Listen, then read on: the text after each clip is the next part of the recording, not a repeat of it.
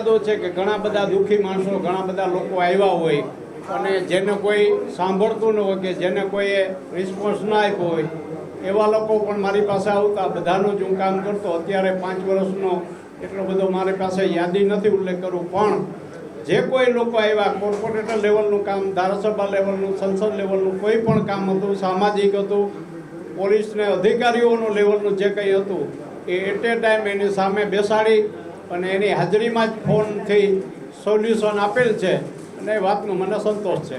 નહીં, મંત્રીઓને ગ્રાન્ટ નથી, મંત્રીની રિક્વેસ્ટ ઉપર એના વિસ્તારમાં વાપરેલી ગ્રાન્ટ છે.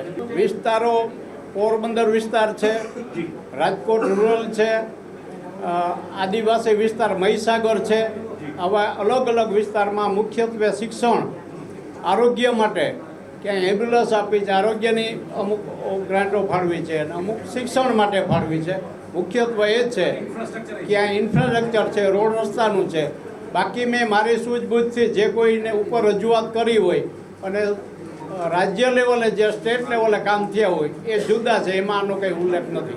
ના, એવું તો નથી કંઈ. પોસ્ટ ઓફિસ છે એની રીતે ખૂબ સારું કામ કરવા માંડી છે પહેલાં કરતાં, અને જ્યાં જ્યાં જરૂરિયાત હોય ત્યાં અમે ઘણા એવા વિસ્તાર હોય કે કવર ન થતા હોય તો અમે પ્રોફેશનલ રીતે અથવા તો માનવતાના ધોરણે કવર કરતા હોય છે.